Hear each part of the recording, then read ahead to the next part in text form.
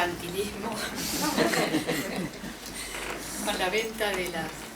Bueno, hoy nos va el doctor Frenkeli nos va a contar su charla sobre el estrés y sus destinos, y vamos a hacerlo de una manera diferente. Es decir, en un primer momento, de otras veces, ¿no? En un primer momento nos va a pasar toda una serie de fotografías y luego el doctor Abecassis y quien les habla van a hacer un comentario acerca de esa conferencia que él dictó en ADI, ¿no es cierto? Bueno, y después va a estar abierto al diálogo. Lo que nosotros pretendemos con esto es decir, los comentarios que nosotros vamos a hacer van a ser breves, no más de 5 o 10 minutos cada uno, cosa de dar lugar a que digamos que interactuemos entre todos y que sea mucho más ameno, ¿no? O sea, que la participación activa de todos ustedes, no esta cosa, digamos, lineal de que uno habla y todos se escuchan. Bueno, entonces, Robert. Bueno, muchas gracias. No hay necesidad de presentarlo porque es por todos conocido. En realidad, Permiso, voy a cerrar la puerta. La idea de hacer una reunión de este tipo nació en una conversación que tuvimos entre nosotros, y también estaba Ada y Elizabeth presente, con la idea de que no sea una reunión acartonada, de esas donde uno lee un trabajo y, bueno, en general hay los consabidos aplausos y la gente se va a la casa y se queda pensando y lo mejor no se da, que es el día. Yo no sé si seré contradictorio, como habitualmente suelo ser, espero no insumir demasiado tiempo. Lo que sí, lo que les quiero mostrar son unas fotos. Voy a hablar muy poco del trabajo porque de hecho ustedes, la mayoría lo han leído. Y lo mejor que tienen estas fotos es el entusiasmo que yo puse en buscarlas a través de dos vidas, que son las de Hans Selye y Henri Laborit.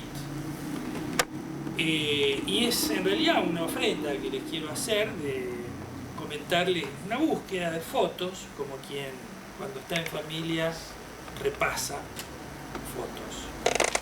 Y tiene que ver con el mismo entusiasmo que del tema de la revista, que de ya les pido disculpas, pero creo no haber exagerado nada, porque esa revista, que es el segundo número de una revista que produce nuestra cátedra con mucho esfuerzo en la facultad, contiene un trabajo de Abecassis, además de la charla del estrés y sus destinos, que importa de este concepto para la psicología de hoy, que di yo en ADEIP, como dijo Graciela, en el 2003.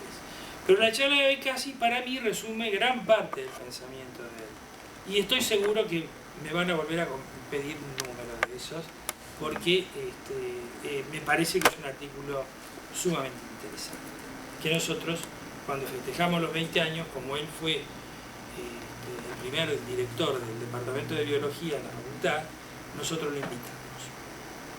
Y entonces creo no haber exagerado nada. Es decir, que habitualmente suelo tener demostraciones de soberbia, pero en este caso coincide perfectamente la soberbia con lo que les estoy diciendo. Bueno, como les dije, voy a pasar rápido. Acá tienen a estos dos personajes, dos médicos que vivieron gran parte del siglo pasado y que nos ocupan en el tema del estrés. Esta es una foto que eligió Hans Selye. Lo voy a pronunciar de todas las maneras posibles al apellido, porque en realidad no sé exactamente cómo se pronuncia Selye. He intentado comunicarme en vano con la embajada húngara y le cambiaron los teléfonos y quería hablar con el agregado cultural para que me dijera cómo se pronuncia en húngaro este apellido. Bueno, él en 1951, en un resumen anual sobre estrés, eligió esta foto, que son de mujeres que sufren una hambruna en la India. Y acá tienen a nuestros dos personajes de la noche, que como ustedes ven, vivieron y fueron contemporáneos durante gran parte de sus vidas, cuando son personas alrededor de los 50 años.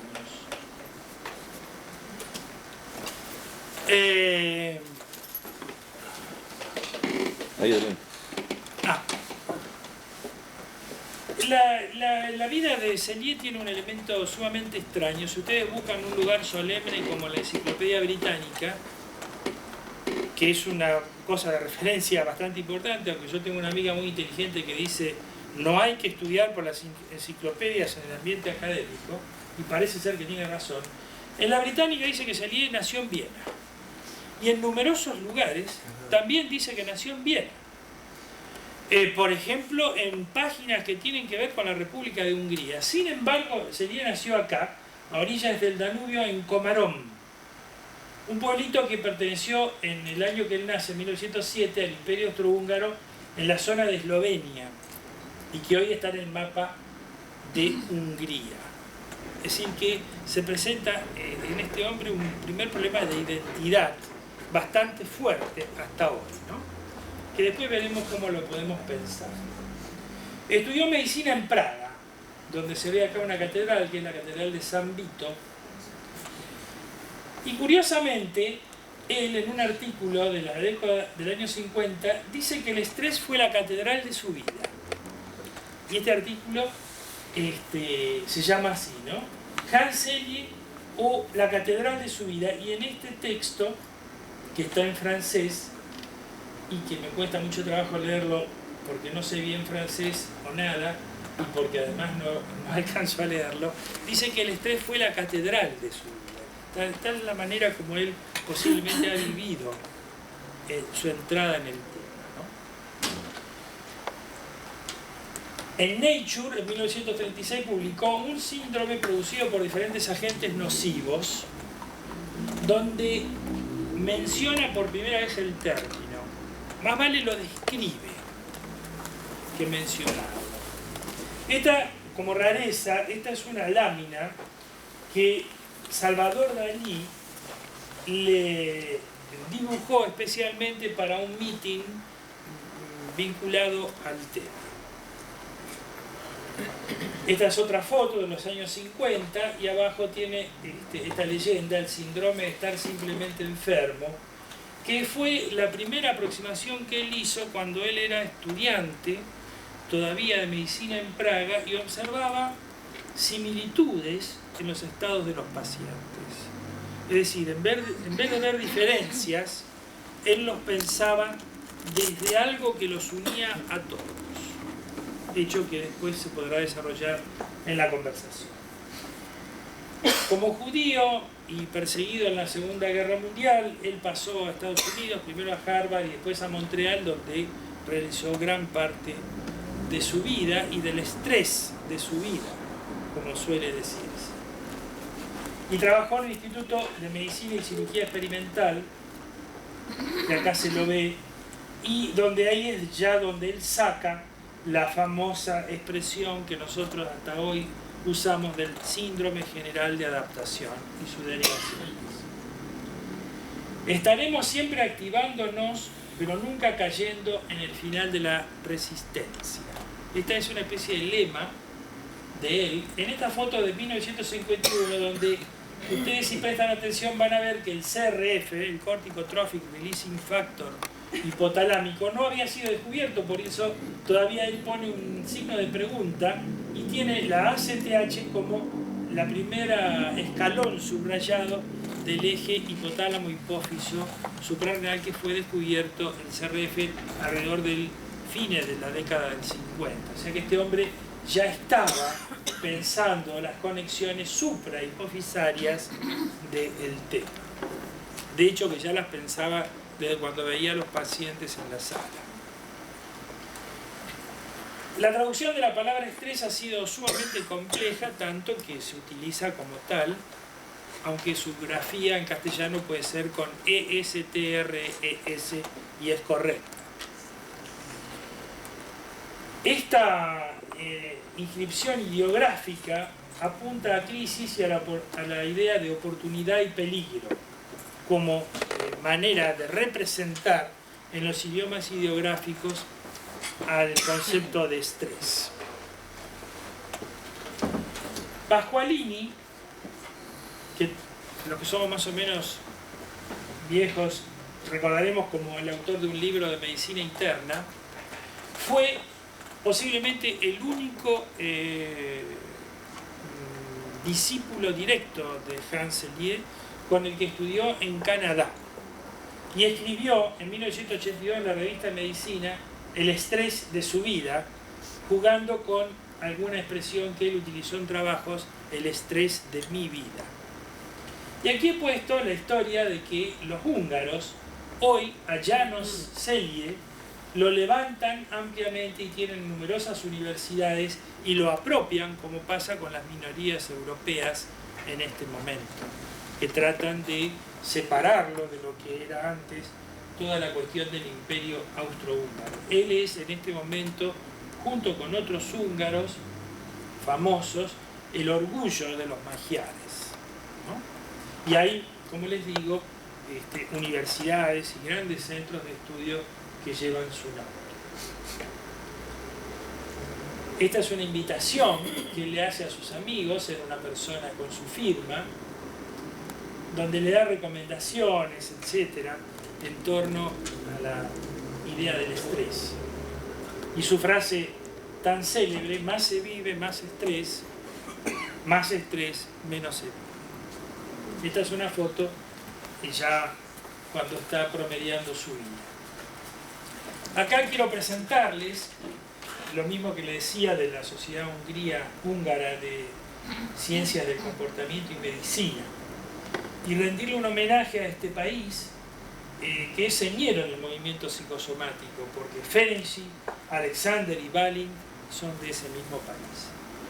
Esto habla de la potencia creativa de Europa Central a principios de siglo, que era, junto con Wittgenstein, Kafka y tantos otros nombres, Freud mismo, Lorenz, verdaderas lumbreras del pensamiento contemporáneo, y seguramente que será de muchos años más. Él nos visitó en la Argentina y estuvo en Buenos Aires en 1956. Y estuvo en el primer Congreso Ibero-Luso-Americano de Medicina Psicosomática. Yo he hablado con una persona que estuvo en ese congreso, que fue en la Facultad de Medicina, y me contó la efervescencia que vivía nuestro país en torno a las ideas en la década, ¿verdad?, de los fines de los 50, 60. Y la época más importante del pensamiento nacional, y la que, junto con la generación del 80 del siglo XIX, sigue siendo el envión que hasta hoy tenemos. Allí encontré, en esta búsqueda afanosa, una expresión de él en ese mismo congreso, donde define el estrés como la velocidad de desgaste vital. Se lo encontré a un peruano que escribe sobre dermatología en un ignoto artículo de internet. Dice: el estrés, lo dijo en Buenos Aires, es la velocidad de desgaste vital.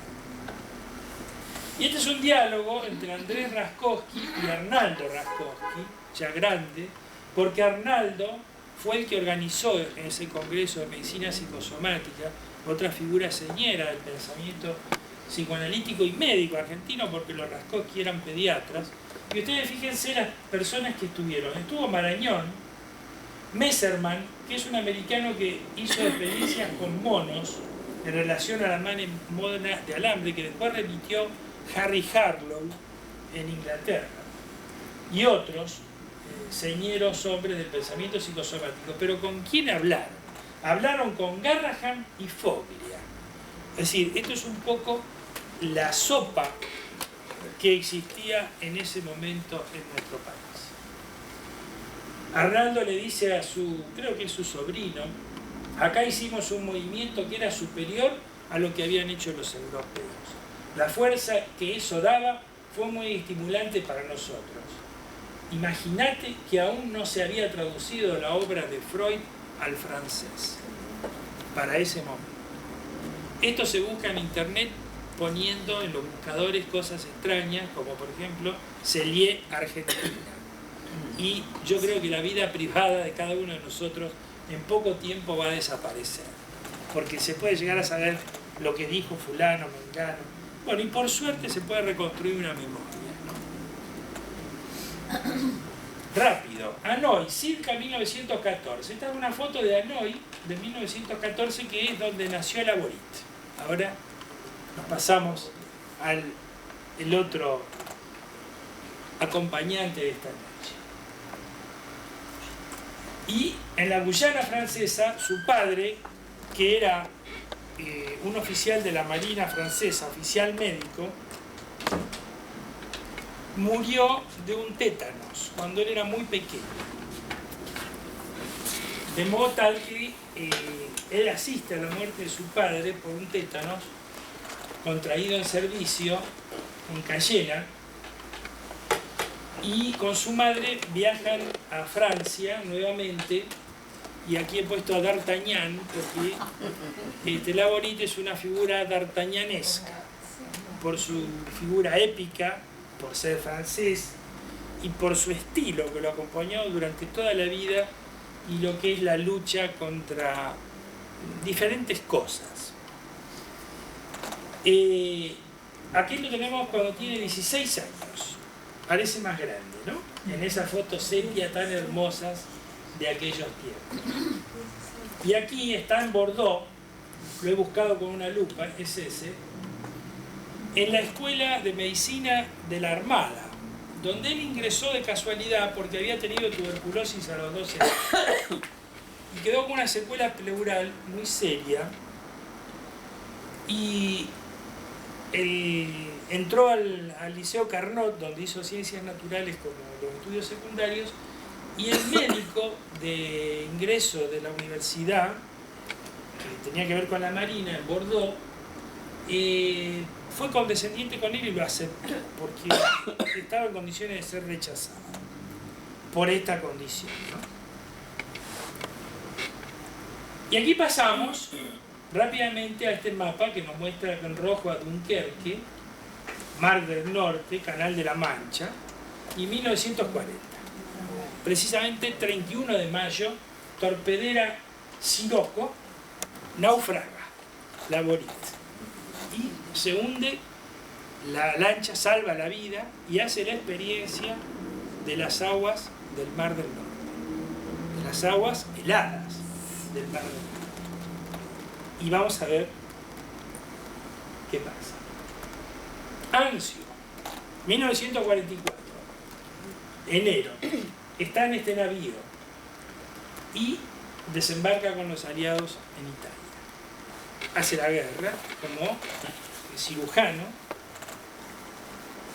1940, posguerra, ya en su laboratorio, porque siguió en la Armada como jefe de investigaciones, le dieron ese cargo, la revista Agresologie, y la palabra eutonología, de darle un tono normal a la respuesta oscilante posagresiva. Él empezó a ocuparse del shock y de las reacciones anestésicas en los pacientes quirúrgicos graves. Entró por ese lado, a la fisiología y a la comprensión del hombre. Y en este hospital, de ahí viene lo del tono, de la respuesta hipertónica o hipotónica a la agresión de cualquier índole. Abre ese laboratorio. Agresología, eutonología. En 1951, la anestesia facilitada por las sinergias medicamentosas. Y acá pongo la visita a Rosario para rendirle un homenaje al doctor Stillman, que fue el que lo trajo a Rosario, que era anestesista y después partero. Y lo trae en el primer lustro de la década del 50. Yo, lamentablemente, la familia Stillman parece ser que hay muy pocos parientes directos, y hay un hijo que creo que vive en Nueva Zelanda. Pero hablé con el doctor Anduiza, que es un viejo anestesista, y con el doctor Toscano, y también con el doctor Abecasis, que recuerda algunas cosas. Y bueno, él paró en el Hotel Italia, operó un paciente de pulmón, creo que en el Español. Todas las noches pedía a una señorita, Y lo invitaron a una gran cena en el Jockey Club y Stillman lo fue a buscar en auto a Buenos Aires y lo trajo a Rosario. Y lo trajo la Sociedad de Anestesia de Rosario.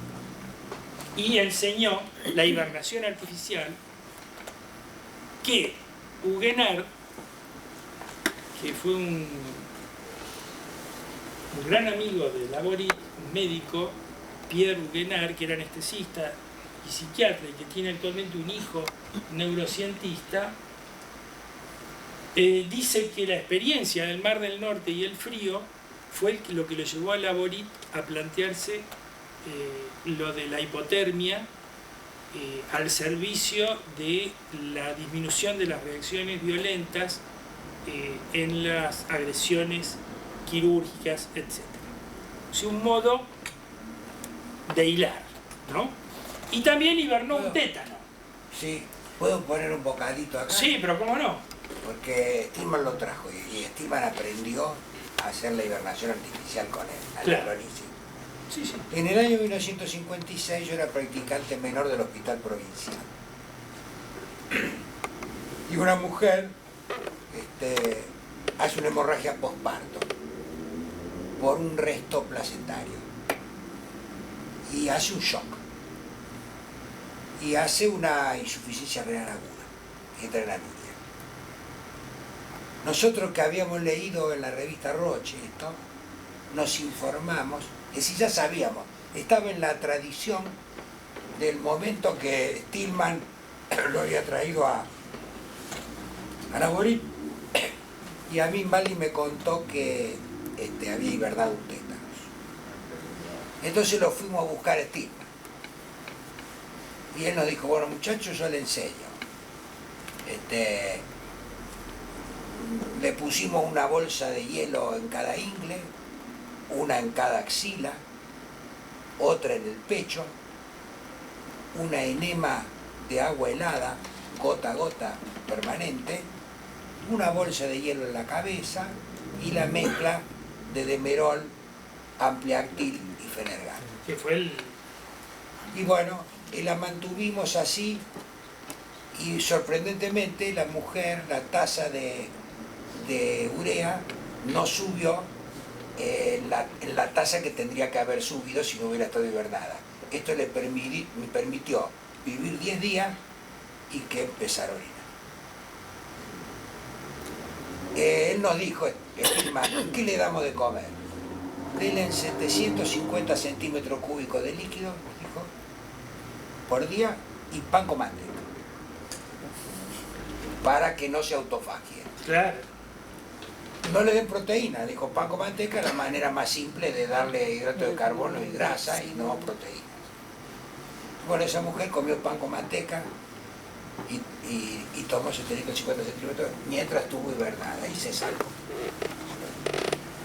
Bueno, yo te agradezco y me parece que estaría abierto a cualquier comentario. Acá hay gente que seguramente lo conoció a Stillman. Sí, acá está el médico de Stillman.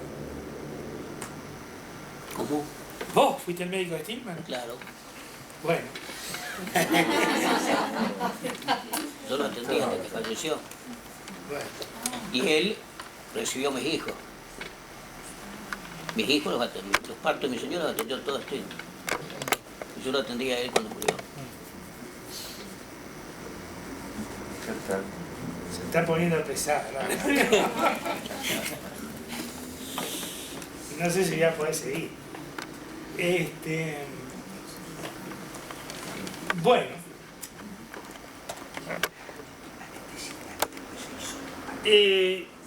Casi citó la clorpromacina, que es el descubrimiento central de Laborit, por el cual le dieron el premio Lasker en Estados Unidos, y no le dieron nunca el Nobel porque se peleaba mucho y los que se peleaban también le daban. Y tenía más reconocimiento en el exterior que en París. No he querido llenarlo de información, pero hay loas y ataques de distintos segmentos de la comunidad política, incluso parisina, hasta ahora. Acá está con Dalí. Y acá aparece un nuevo Dalí que conocía a estos dos hombres. Acá está, ya en la época del 73, donde él empieza a trabajar el tema del comportamiento globalmente y a incluir, ¿no?, otras ramas, biología, fisiología, farmacología, 1973, y empieza a tener un giro, acá está con su equipo de investigación, que lo va transformando más en un filósofo, lentamente, ¿no? Aquí tenemos el Elogio de la Fuga, que es un libro del año 76, que ya es un libro poético, que Ada me ha regalado un ejemplar, cosa que le agradezco mucho. Ya voy a hablar de Ada un poco más. Y la pasión de Laborit por el mar, porque era un hombre de vela. Y aquí, que no lo puedo leer en francés, pero me encantaría, lo he puesto en francés a propósito, para obligarme un poco a entender este idioma mejor. Lo puedo leer y puedo contarles que aparentemente aquí dice, que podrán decir quienes conocen mejor, ya toma un estilo fuertemente poético, porque este hombre, además de un biólogo y un filósofo, era un poeta. Dice que cuando no se puede luchar más contra el viento y el mar para mantener el velero en su ruta, hay dos maneras de salir adelante. Uno, la capa, o sea, cubrirse, dejándose llevar por la deriva, y después ponerse por delante de la tempestad. Dice, eso nos permitirá descubrir riberas desconocidas que surgirán en los horizontes al regresar la calma. Riberas desconocidas que aquellos que tengan la suerte aparente de poder seguir la ruta de los cargueros y los tanques nunca conocerán.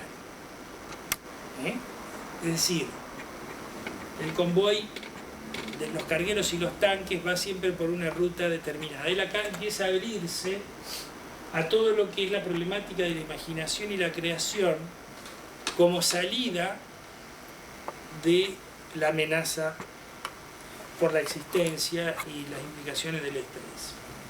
Y termina diciendo, ustedes conocerán seguro un velero llamado deseo. Ya se pone en un punto realmente muy importante. Él estuvo en Canadá y en la década del 79 sobre fines escribió La inhibición de la acción. Biología, psicología, sociología. Yo quiero decirles lo siguiente, si yo hablo hoy de Laborit, es porque Ada tradujo este libro al castellano. Es decir, la contribución que ha tenido ella al movimiento psicosomático es importantísima en la medida que, para mí, lo que podía pronunciar en la década del 80 sobre Laborit era que había hecho una película muy interesante, Mi tío de América, que era el autor del cóctel lítico, que peleaba con Delay y Deniker si eran los padres de la clorpromazina y no mucho más. Nosotros en la década del 80 leímos este libro cuando hacía apenas 5 años que había salido y ella no lo leía. De manera tal que, bueno, siempre las historias se construyen desde distintos lugares y de distintas, digamos, emergencias. Pero esto fue así. Lamentablemente siempre hablábamos y yo le decía a Ada que le escribíamos a Laborit para decirle que estaba listo el libro y que lo podíamos publicar. La obra de Laborit en castellano es muy escasa. Hay un solo libro publicado en castellano que se llama La paloma asesinada, que es un libro de divulgación. Ahí hay muy poco. Este está. ¿En castellano? Sí. No sabía. Me parece. Yo no lo he visto, pero Sí. ojalá que... En Buenos Aires, el 26 de abril del 83, dejó una conferencia Agresividad e inhibición de la acción, donde estaba más viejito, pero también hablaba de mujeres y de muchas otras cosas. Y es una conferencia que está en castellano y que vale la pena leerse. Aquí lo he vuelto a poner a D'Artagnan, con quien lo he identificado. Yo podría seguir hasta mañana por la mañana, dice al terminar la charla en Buenos Aires. Son temas que me apasionan desde hace muchos años y me encanta hablar de ellos. Pero si no los he convencido, no haré una enfermedad. No estaré en inhibición de la acción. Y como le tocaron la lengua, porque le hicieron muchas preguntas, al final se despacha y dice, la poesía no es más que reencontrar lo que ya estaba en el individuo. El niño que acaba de nacer no puede hacer poesía, no puede escribir. Es el aprendizaje el que le va a permitir, como al científico, ser un poeta. Fíjense la comparación entre el científico y el poeta. Porque aprendió a manipular las experiencias anteriores que no vienen de él y que hacen que una creación sea imaginable. Y yo creo que yo también soy un poeta. Y de hecho, tiene una escritura y una prosa que yo le he copiado todo lo que he podido.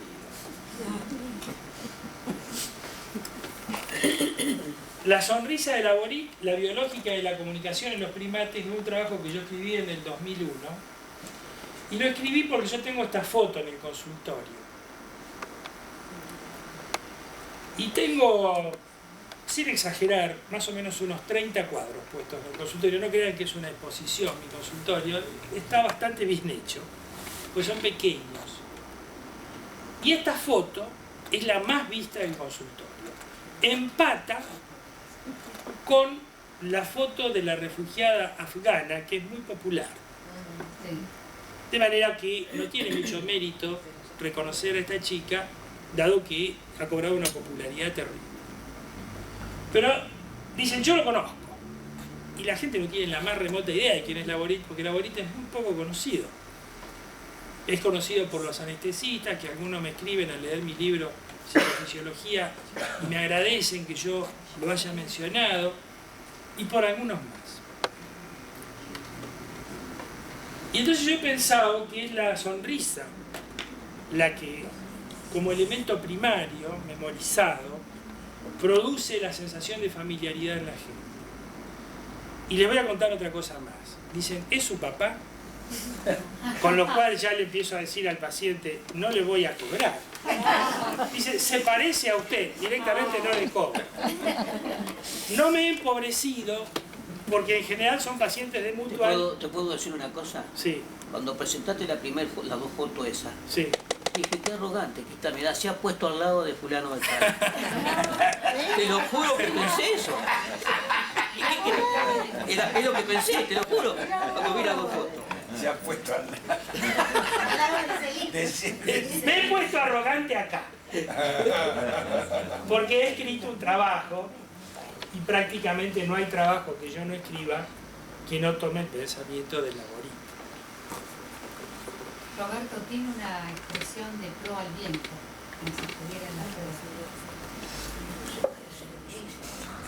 Bueno, Porque Graciela es navegante. sí señor. Bueno, entonces yo voy a terminar mi participación en esta... No la voy a terminar porque voy a seguir, es difícil que yo me calle, pero le voy a regalar a Manolo, se lo traje, estas dos fotos. Al doctor Tabatorta también. Muchas gracias, che. Sí, la traje especial. Te agradezco, che. A Ada, al doctor, a la doctora Lara, no sé si me estoy olvidando de alguno, y a la comisión directiva, se lo doy a la señorita. Y a ustedes se las mando por internet y se las duplican como... Bueno, listo. Ahora escucho...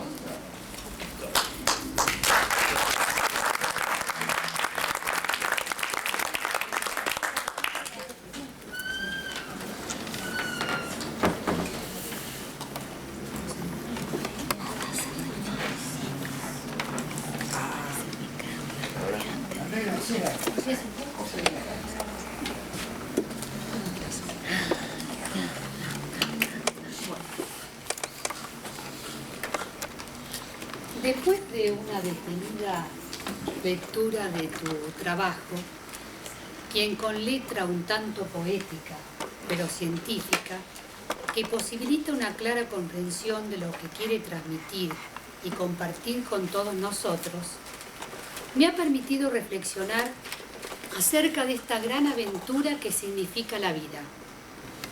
Por momentos gozosa, por momentos traumática.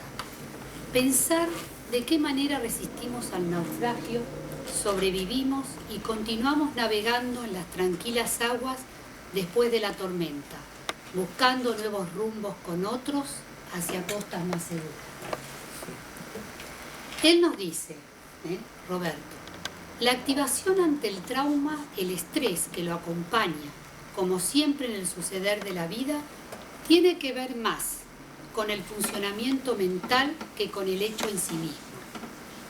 Esta aseveración nos lleva a considerar el cómo nos constituimos como sujetos únicos e irrepetibles, como diría Maturana, en la praxis del vivir, y pensar acerca de los destinos posibles del estrés a los que él hace referencia.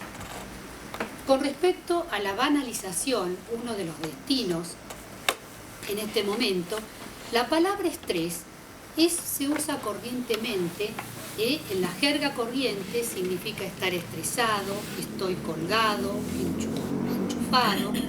Se ha construido toda una estresología que lleva una enorme cantidad de ideas y definiciones que van invadiendo el campo de la psicopatología y de la terapéutica en general. El mecanicismo, otro de los destinos posibles, es esto de pensar la biología como una línea, como una causalidad y efecto. Pero no nos olvidemos que la vida real es un círculo y de recursividad constante. El otro destino que nos habla Roberto es el aplanamiento de la vida mental, que tiene que ver con la incapacidad de tramitación simbólica adecuada. Para Bakhtin, no hay psiquismo fuera de la materia de los signos. No hay hecho de la conciencia fuera del lenguaje. El lenguaje verbal discursivo es el que impone a la conciencia su trama semiótica. La dialogicidad del lenguaje es constitutiva. Goethe había propuesto sustituir la máxima bíblica "en el principio fue la palabra" para sustituirla por "en el principio fue la acción". La unión acción-palabra asegura la aparición de formas superiores del pensamiento, que proporciona a la acción humana rasgos básicamente nuevos, convirtiendo al hombre en el dueño de su campo perceptivo, es decir, los seres humanos existimos en y por el lenguaje. Nos dice Roberto, ¿no? Donde hay una perturbación, hay interpretación y como evolución una acción. En la existencia todo pasa por una tramitación sensorio-motriz, masa corporal con un capital genético que pulsa hacia afuera en busca de una diferenciación. Nos habla de la angustia, que no es otra cosa que la angustia refleja, la de la vida intrauterina, cuando cae la presión de oxígeno, cuando se produce un ruido o cualquier otra alteración en la madre que de alguna manera va a tratar de producir una tramitación con el ambiente. Es una angustia sin nombre porque aún no tiene acceso al lenguaje. La angustia tiene la categoría de tal desde el lenguaje, pero con anterioridad se ve claramente en el recién nacido, por la dotación genética, primero la sonrisa refleja, después la sonrisa social, la angustia de los 8 meses, es decir, el bebé nace capacitado para establecer coordinaciones sensoriomotrices de creciente complejidad, siempre en interacción con el medio, buscando un equilibrio que le permite ir siendo. La emoción está antes que la razón.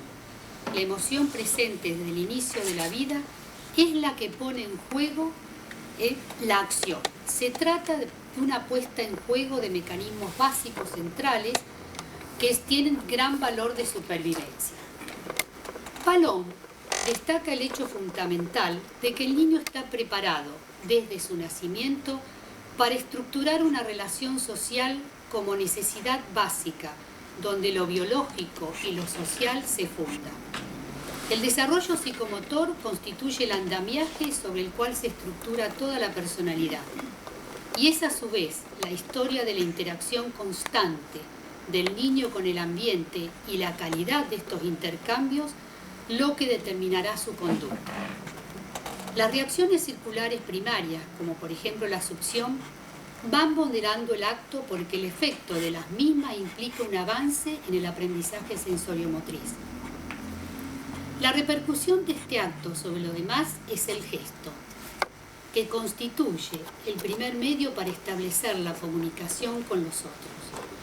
Todo ello constituye la matriz emocional que enlaza al niño con la otra persona.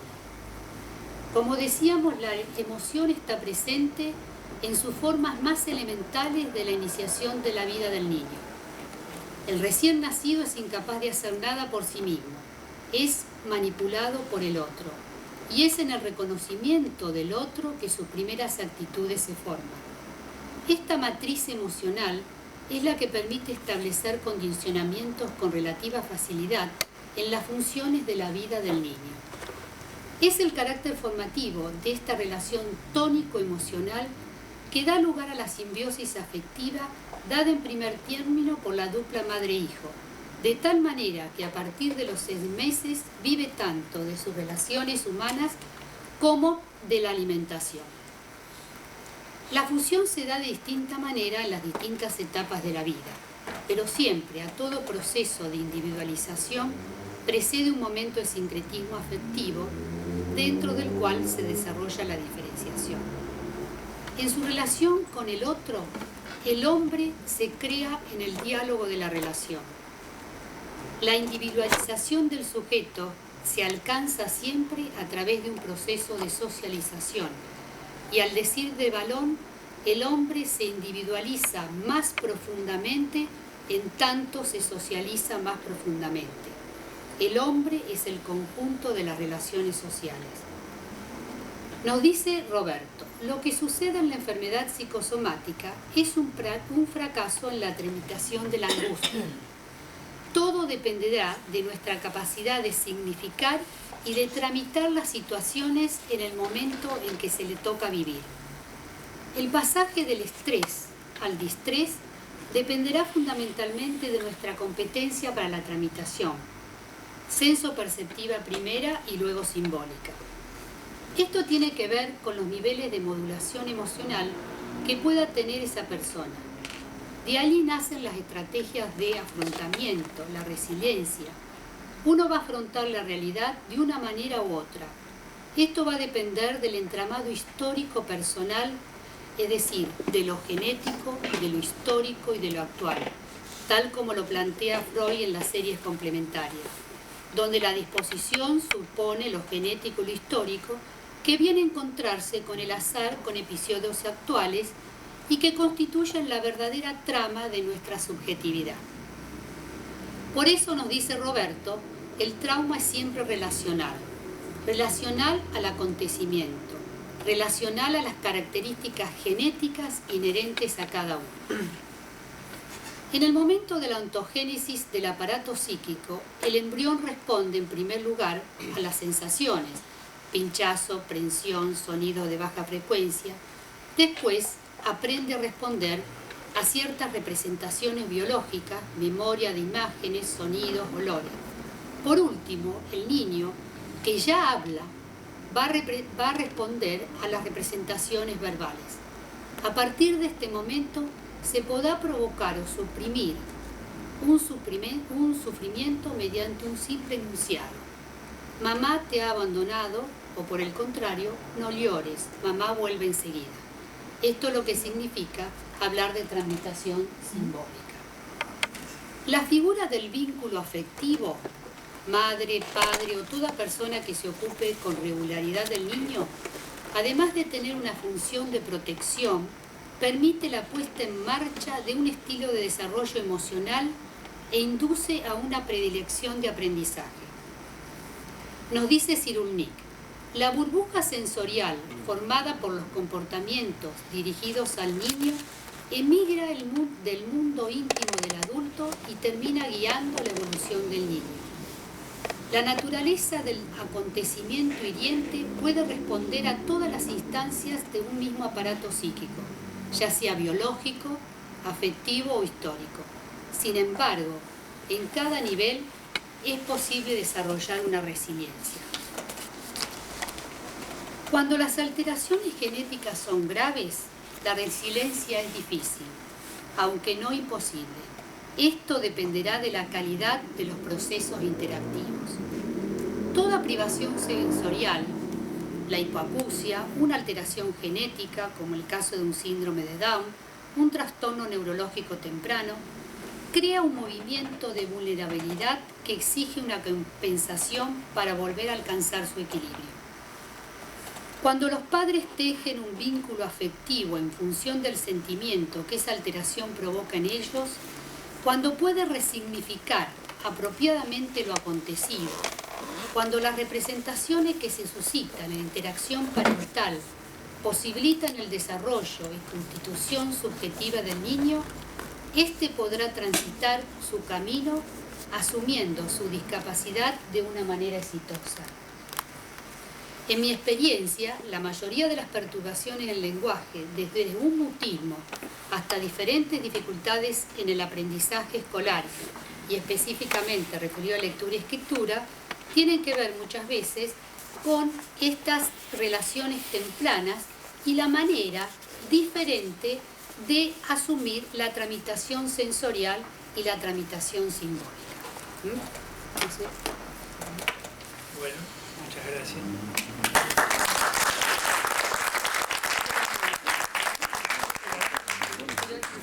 ¿Y se siente?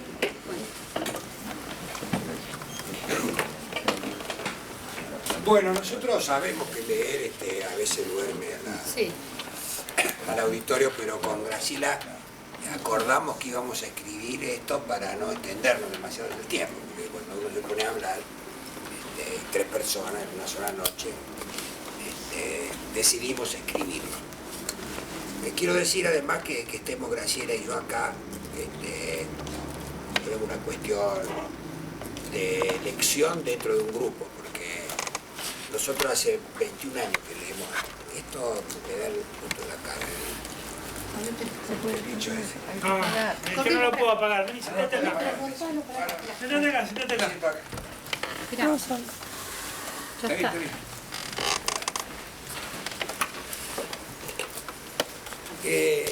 Nosotros tenemos un grupo que está formado por Roberto, Graciela,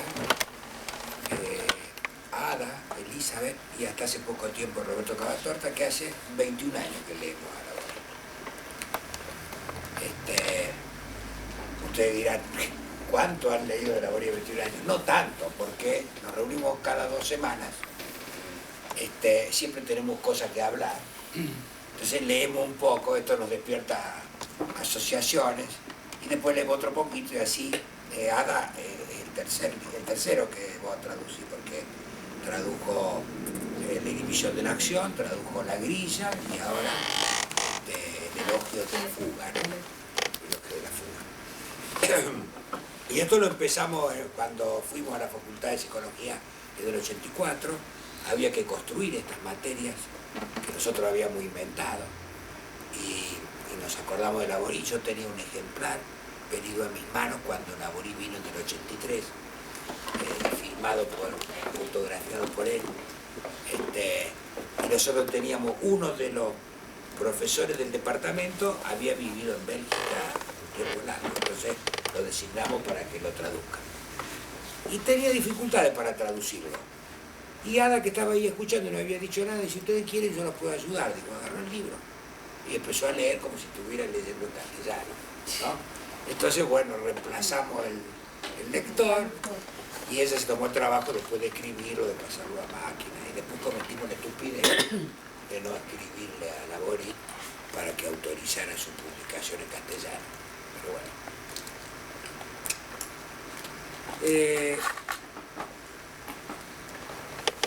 ustedes habrán visto como narró esto Roberto con mucha emoción y como quien cuenta un cuento, ¿no? Bueno, en el trabajo él nos habló de fisiología, de fisiopatología, de psicología, de psicopatología, de psicofisiología, pero también de los sueños de Silly. Yo le digo Silly porque nadie sabe cómo se pronuncia, como dice Roberto, y una vez en una conferencia del Congreso Argentino de Cirugía y dije eso, no sé cómo se pronuncia, y una chica dijo, se pronuncia Silly, y yo le creí, no tenía más remedio, y desde ese entonces le digo Silly. Bueno, y de los suyos propios. ¿Quién no soñó con pensar algo distinto? Silly sale de los libros de texto y cobra vida en la mano de Roberto. Lo ubica en la línea de los sintetizadores, porque la medicina fue construida por los fragmentadores y después vinieron los sintetizadores, en el sentido de que la medicina fue construida a través de la correlación anatomoclínica. La medicina científica se construyó con la autopsia y entonces se encontraba la enfermedad que se relacionaba con los síntomas que había tenido el paciente antes de morir, y entonces se construyeron entidades clínicas congeladas, porque este lugar donde se encuentra la enfermedad es muerto, que está en formol. Entonces nosotros aprendimos así la medicina. La neumonía la veíamos en la cabeza. Cuando ocultábamos, se nos aparecía en la cabeza la imagen de un ladrillo, ¿no? Porque era un bloque de ese color, del color de un ladrillo que estaba en el pulmón, se nos aparecía así, ¿no? Como se nos aparecía la cirrosis hipertrófica, como con nodulito, o atrófica, como que el hígado estaba apretado por un tejido duro. Y así el tumor, y entonces así aprendimos la medicina, porque así se construyó. Se construyó sobre todo a partir del Renacimiento y sobre todo a partir de los siglos XVIII y XIX. Pero en la mitad del siglo XIX vino un señor que se llamaba Claude Bernard y dijo, no, hay que meter la fisiología, acá vamos juntando estos pedazos. Y dijo, bueno, ustedes saben lo que dijo Claude Bernard, la vida depende de la constancia en medio interno. Inauguró la fisiología científica y es el padre de los sintetizadores, de los que van a juntar los fragmentos, pero no los van a juntar en el cadáver, sino en el vivo, y lo van a pensar como un proceso que se desenvuelve en la historia. A él, en esta línea de los sintetizadores, yo lo pondría a Freud, como lo pongo a Cannon, como lo pongo a Silly, como lo pongo a Laborie, la línea de los grandes sintetizadores. Yo dije que iba a leer, pero paro de leer, porque ya dijo Graciela casi todo lo que escribí yo. Entonces voy a repetir. Entonces voy a decir que Roberto en el trabajo hace énfasis fundamentalmente para mí en dos cosas. Una, en que hay que usar las palabras con precisión, porque si no se distorsiona totalmente el pensamiento. Y en esto, bueno, naturalmente esto también dijo Graciela, que ella se ocupa de la palabra y le enseña a la gente a decir bien las palabras. Las palabras hay que decirlas bien y hay que emplearlas bien. Y bueno, Roberto se indigna por la manera que se usa el estrés, la palabra estrés, y yo también. Pero este uso no es por ignorancia. Yo creo que no es por ignorancia. Creo que es interesado el uso del estrés. Porque la gente dice, estoy estresado. ¿Qué quiere decir estoy estresado? Estoy apretado por algo que me viene de afuera. Porque estrés quiere decir presión o tensión. Es decir, se usa en ingeniería para ver la resistencia de los materiales. Entonces, como si siempre me están pegando trompas. Y el tipo queda inocente. Entonces por eso le gusta a la gente la palabra estrés. Porque le queda inocente, el sujeto no está ahí. Y acá no hay ningún inocente. Si un tipo es inocente porque es inimputable, tiene que estar preso o internado en un psiquiatra. Si está suelto, no es inocente. Es culpable de su estrés. Porque no quiere perder nada. Porque para no tener estrés hay que bajar la ambición o salir rajando. Ese es el elogio de la fuga. Lo que pasa es que a la gente no le gusta salir rajando porque en una de esas pierde algo. No quiere perder nada y después se queja, que estresado, que estoy estresado. Y gana un poco menos. Comprate un auto más barato. Y entonces no va a estar estresado. Entonces yo creo que vos tenés razón en enojarte. El estrés no es una palabra de la psicología, es una palabra de la fisiología. El fisiólogo emplea la palabra estrés. Silly era un fisiólogo. Empezó siendo un médico, pero terminó siendo un fisiólogo. Y las palabras de la psicología son otras. Son términos como neurosis, como psicopatía, como psicosis. Como los psicóticos de verdad, no los que por ahí nosotros decimos, este es psicótico porque delira un poquito. El psicótico de verdad está internado. El psicópata de verdad o lo matan por ahí o está preso. Todo lo demás, no hacemos los burros. Y el psicoanálisis se inventó para desenmascarar a los tipos que se ponen la máscara para hacerse los inocentes. Nada más. Bien.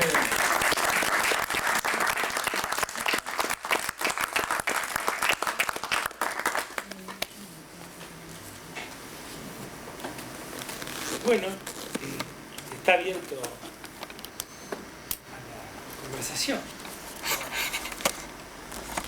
La palabra sintetizador en realidad nunca me gustó porque alude a música electrónica.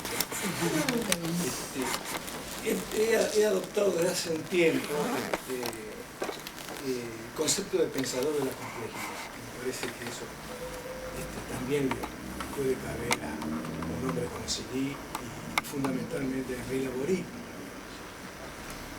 Es decir, de aquellos que resignado a que el conocimiento es incompleto, inabarcable, no obstante, no ceja en el desafío permanente de aproximarse cada vez más a un conocimiento cabal. Por eso, la complejidad que cuesta tanto, me parece que es el constante desafío que tiene la gente que se ocupa de cuestiones tan complejas como la conducta. Yo incluiría en la lista Edgar Morin también. Y de hecho, Edgar Morin, Laborie, bajo la inspiración de Jacques Monod, formaron parte de ese célebre grupo de los 10. Fue un grupo extraordinario en cuanto a desarrollar una epistemología de la complejidad con respecto a la biología y a la conducta humana.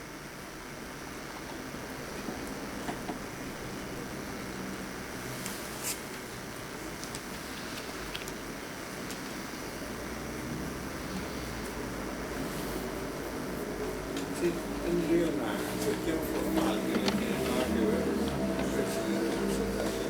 un poquito más alto. Sí, un problema formal, ¿no? Sería con respecto a la comparación, que no tiene nada que ver con el meollo de la excelente disertación del doctor Franchelli. D'Artagnan es el héroe populaire de Francia, o sea, el héroe popular de Francia, y como tal fue reconocido por Jean-Luc Dabadie, que montó una pieza de teatro que tuve la suerte de poder asistir de jugador. Y aparece representado en escena como un hombre a caballo, muy popular, muy mental, nada que ver con Laborie, que era una persona refinada, era un científico, era otro tipo de persona. Simplemente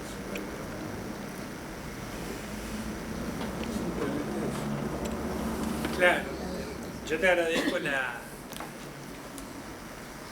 intervención porque nos ilustra sobre ese tema. Lo que pasa es que uno, los personajes los hace pasar por su vida interior y entonces ya D'Artagnan empieza a ser mi D'Artagnan. Nosotros aparte con Chiche y los muchachos del grupo fundante de la psicosomática siempre jodíamos con D'Artagnan y Richelieu y todo eso. Y tiene una vieja historia, incluso si se lee en la revista. La revista tiene la editorial que yo le escribí, se llama 20 años después, ¿cierto? Y hay una alusión a D'Artagnan, pero está la cuestión épica de D'Artagnan, de la persona que va al frente, que lucha, que pelea. Es cierto, la Borit no fue popular en Francia, fue muy combatido por diferentes lugares. Y yo también. Y nosotros también. Porque en general la psicosomática no ha sido bien vista en muchos lugares. Y sigue teniendo algunos problemas, aunque últimamente estamos bastante de moda. Entonces uno se ha refugiado en la idea de D'Artagnan. ¿Se entiende, no? Es decir, uno se ha apoderado de esa figura. Y a mí me parece que él realmente ha peleado hasta casi demasiado. Y bueno, pese a todo murió a los 81 años. Sentate en el medio, Roberto. Sí, está bien. Ya que sos D'Artagnan. Ajá. Sí, son identificaciones parciales, que no deben ser Incluso ha totales. circulado unas espadas. Claro, yo tengo, cuando yo lo miro a la Borit, adelante mío tengo una espadita, que era la espada de D'Artagnan. Sí, hay toda una historia tejida en torno al desarrollo nuestro de los últimos 35 más años, que es eso. Pero te agradezco porque es cierto, la Borit, y eso no debería pasarnos a nosotros,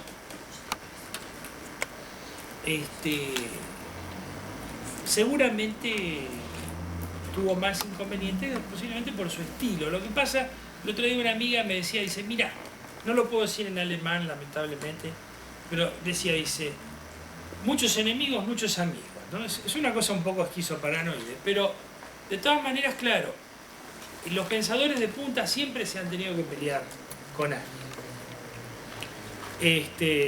Porque si no, no hacían la punta. Después de los exploradores vienen los que ponen la tienda, ponen la casa, después vienen todos los demás. Y a la Borit me parece que le pasó eso.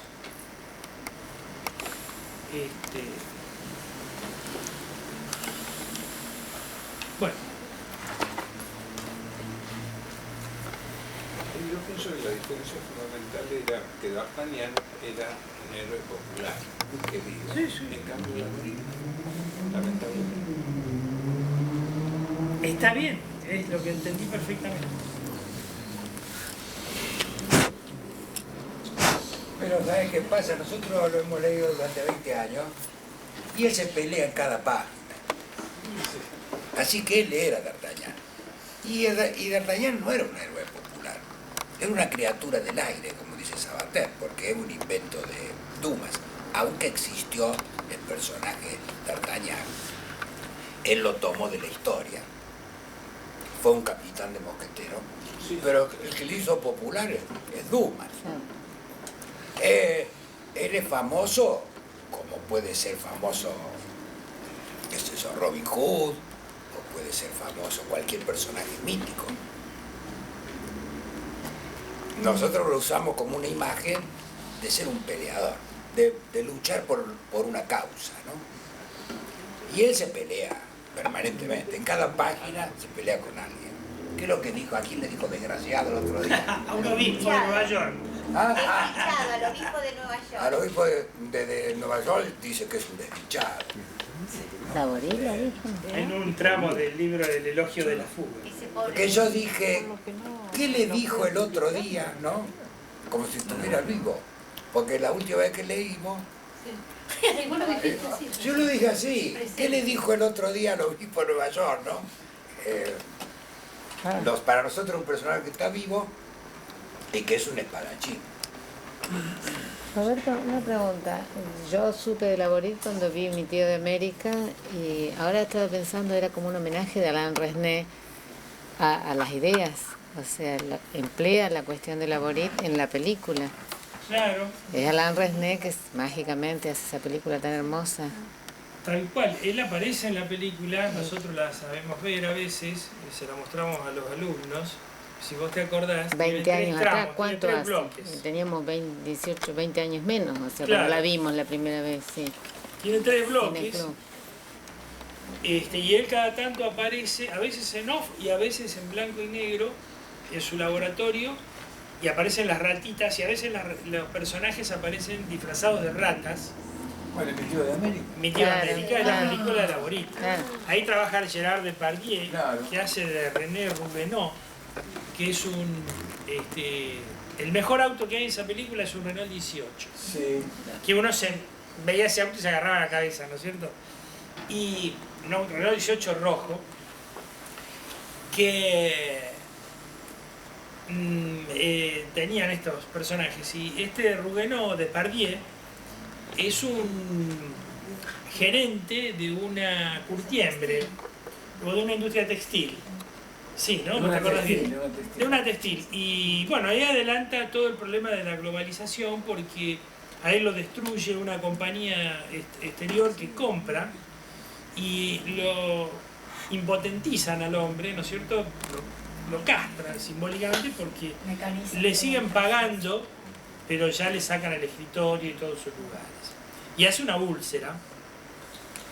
Y uno de los ingleses flirtea con la señora y él queda en inhibición de la acción, digamos, ¿no? Él lo muestra claramente, la falta de salida de este hombre. Pero lo que yo te quería preguntar, el guión El guión es de Laborit. de Laborit, eso no sabía. Sí, O sea, que mirá. era contemporáneo a Alain Resnais, Sí, sí, grandes sí, la hombres. película la O sea, dirige a Alain Resnais y el guión se tendrá ayuda de alguien, pero las ideas son de él. Sí, es una película que se puede ver hoy. Sí. la han pasado últimamente varias veces en el cable, Sí, sí. o sea, Está en videoteca, en sí, eso sí, se puede sí, sacar. sí. Lo que yo no entendí de esa película, si vos la viste, la parte que habla de los cangrejos al principio, cómo, Bueno, porque cómo no lo sé- conecta con la parte animal. Porque él, precisamente, viene bien tu pregunta. Laborit tiene una visión de conjunto y de sistema, y arranca del mundo inanimado y lo proyecta hasta el hombre. Y saca una conclusión general, que es lo que él llama, Laborit tiene una extraordinaria idea muy valiente del concepto de información-estructura e información circulante, que es un concepto propio de él. ¿Podés repetirlo? Información-estructura e información circulante. Para decirlo rápidamente, información-estructura es cómo están ordenadas mis moléculas para que yo más o menos siga pareciendo quién soy, Roberto Francheli, y me diferencie de cualquiera de ustedes. Y la información circulante es lo que está sucediendo en este momento, no solamente a través del lenguaje, sino el aire que respiramos, etcétera, que se incorpora a nuestra propia estructura y hace un pasaje a través de esa materialidad que es la información estructura. Bueno, entonces él dice, ¿no es cierto?, que los seres vivos, todos, los cangrejos milenarios y el hombre, las formas más primitivas de la existencia, lo que buscan es mantener su información estructura. Sí, lo que nosotros buscamos es mantener nuestras constantes en el tiempo y en el espacio. Entonces, tiene un montón de palabras que a nosotros nos han sido como pilares, ¿no es cierto? El hombre es una memoria que actúa para ser, ¿no es cierto? Esto es una cosa que sostiene en la película. Y cada ser vivo tiene una memoria. Bueno, ahí aparte de las memorias más simples, más elementales, a las memorias más complejas, que es lo que Graciela tomaba, ¿no? En fin, por eso aparecen esas formas primitivas y la vida se inició en el mar, y así empieza la película. Claro, por la agregación perdón Roberto, por azar de elementos desorganizados que tomaron una forma, que se informaron en el mar, y luego hay una salida del mar hacia la vida terrestre, como dice Monod, ya que lo mencionó Roberto, ¿no es cierto?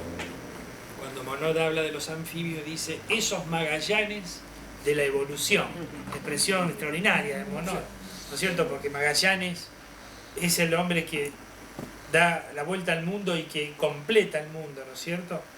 Y que muestra otro mundo. Bueno, la salida del agua a la tierra, ¿no? Dice ese Magallanes de la evolución, ¿no? Y bueno, estos franceses son así. Lo que pasa es que le dan a Laborit porque aparentemente dice cómo nos compara con el animal, esta famosa cuestión, ¿no? Y bueno, de ahí hay una serie de reducciones rápidas a que Laborit era biologista, comparaba al hombre con el animal como si esto fuera un pecado, y que a su vez lo llevaba a los psicofármacos. Una serie de cuestiones ideológicas que no eran para nada lo que él pensaba. ¿Qué decía Robert? Yo pensaba que no conocí contemporáneamente un pensador francés que fuera tan consecuente con un fastidio hacia lo angloamericano. Permanentemente, las alusiones, incluyendo la conferencia que dio en Buenos Aires cuando vi. Tal es así que el descubrimiento de los sistemas neurohormonales que relacionan todos los niveles de complejidad de la organización neurocerebral, de esos sistemas el único que figura una sigla, digamos, de ascendencia latina es el sistema inhibidor de la acción. Los otros tienen sigla en inglés, y hace poco descubrí que los americanos les llaman al sistema inhibidor de la acción BIS, de género, claro, ¿no? Sistema inhibidor del comportamiento. Claro. Con ninguna alusión que yo sepa a el descubrimiento precursor de Laborit, de ese sistema. No, Laborit está borrado de la literatura de sajona. Eso lo haría más de Está absolutamente borrado. Porque no es poca cosa oponerse, ¿no es cierto? Sí, está borrado. Completamente borrado.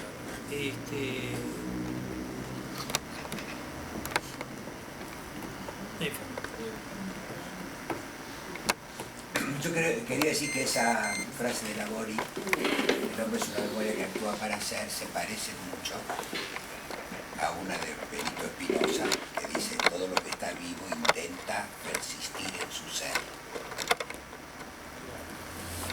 Es una máxima que guía toda su ética eso. Y lo hace a partir del pensamiento. Laborit lo hace pensando, pero trabajando en el laboratorio también, ¿no? Él lo hace Seguro. pensando, Sí. llega a esta conclusión, ¿no? Que todo lo que está vivo intenta. Por eso una autora argentina sacó un libro basado en Spinoza recientemente, hace un año, que se llama El suicidio, deseo imposible. El suicidio. Suicidio, deseo imposible, ¿no? En donde desarrolla la tesis apoyándose en Spinoza, sobre todo, que también es psicoanálisis. Él dice, Spinoza era un psicoanalista avant Freud.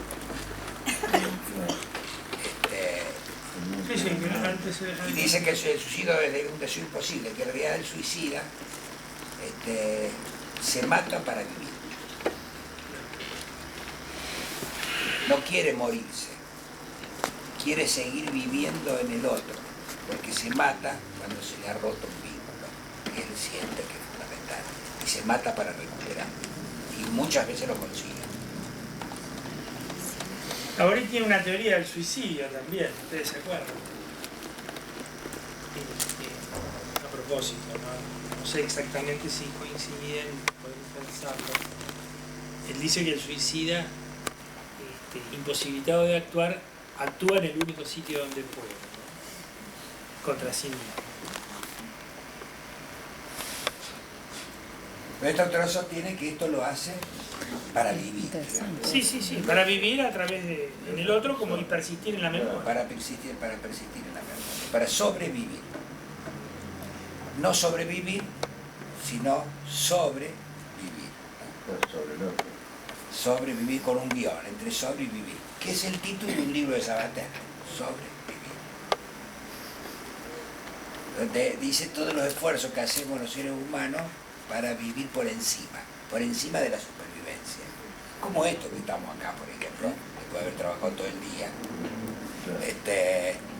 a las 10 de la noche, esto es un intento, esta reunión, de vivir por encima de la supervivencia, porque la supervivencia no hubiéramos dicho que nos fuéramos a casa, comiéramos y nos fuéramos a dormir. No. ¿Quién ha dicho que somos suicidas? ¿Vos? No.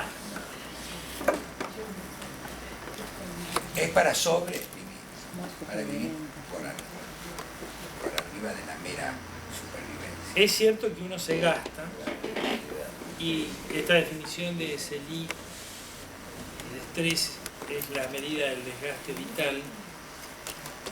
Es cierto, uno se gasta, pero bueno. Yo no sé si no hiciera lo que hago, si no me gastaría peor. No nos gastamos en estas actividades, nos gastamos en la otra. Claro. Y bueno, esa es la paradoja de la existencia, ¿verdad? Pero bueno, todo este esfuerzo y este entusiasmo, más allá de que es una manera de vivir, yo creo que mucho peor sería que nosotros no hubiéramos hecho nada.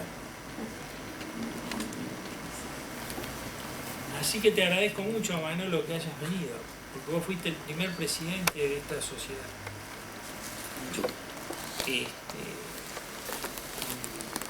Realmente con tu presencia el salón está lleno, te lo puedo asegurar. Es así. Y bueno. ¿Sabés qué pensaba recién? ¿Con cuánta frecuencia tenemos que sentirnos d'Artagnan en el consultorio? Que si pudiéramos hacerlo más frecuentemente, a lo mejor tendríamos menos estrés. Porque cada día hay que sentirse más d'Artagnan, ¿no? Mucho más difícil que hace 30 años. Sí, mucho más problemático. Trabajo diario, ¿no? Sí. Y no es fácil hacerse el d'Artagnan. Si uno fuera, sería fácil, pero cuando uno no es, hay que hacer un esfuerzo. Entonces, es desgastante la cosa. Está bien. Tal vez más quijotesco. Hacer lo que te gusta, ¿no? Tal vez más quijotesco, ¿no? Luchar contra los molinos de viento. Igual. ¿Qué te peleaba el otro día que saliste por televisión, Manolo? Allá en la chacra. Ah, sí. Estaba peleando. Ah, d'Artagnan. D'Artagnan estaba ahí. Al lado de donde viven 2 nietos míos, hay una supuesta granja para rehabilitar a los menores que son delincuentes. Entonces han llevado delincuentes menores. Uno de ellos tiene 17 robos a mano armada. El último que se escapó en la otra oportunidad llegó a Rosario y mató por 17 pesos a un comisionista. Y viven a 20 metros de donde... Entonces esos chicos están rehabilitándose en una supuesta granja a donde nunca sembraron un rabanito. Entonces te imaginás que esa criatura que es altamente peligrosa sola, imaginá en gavilla, porque además no tienen custodia. Como es un sistema de rehabilitación muy especial, tan especial es que todos eran 7 los que pusieron ahora y a los 4 días quedaban 3. Bueno, entonces se haya organizado ahí un modo de... Yo estoy en contra de lo que están haciendo, porque están haciendo una cosa tipo los piqueteros, ¿no? Interrumpieron la ruta y eso también está perjudicando a un tercero que no tiene nada que ver, así como nos perjudica. Pero ahí nos sentimos presos nosotros, no los de enfrente. Pero el modo es la responsabilidad de llevársela a que tiene que cuidar, es ir al ministro del Interior, que anda preguntando quién es ese abogado Pérez Goyri. Claro.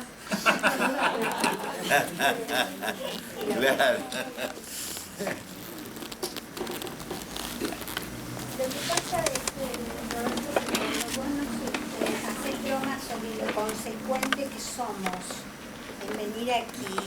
¿Yo? Sí, Sí, que nos haces bromas a Sara, a mí, que nosotros venimos, que nos faltamos nunca. Lo mismo que las reuniones de Ituzaingó. Nosotros te queremos decir que realmente nunca que hemos venido aquí nos hemos ido sin aprender algo.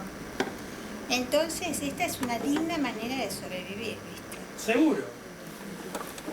Tanto aquí como en Ituzaingó. Bueno, pero se nota que es una broma.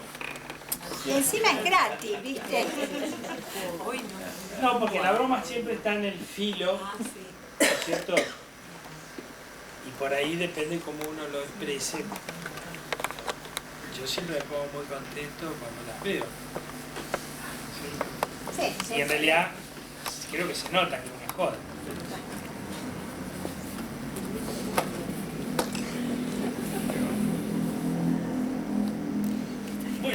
Bueno, muchas gracias por el regalo.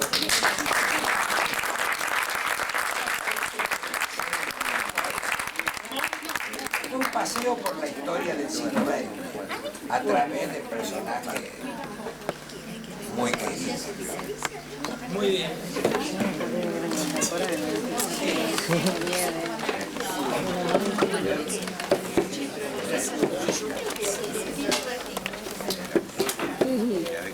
Chao, Franquita. Gusto verte.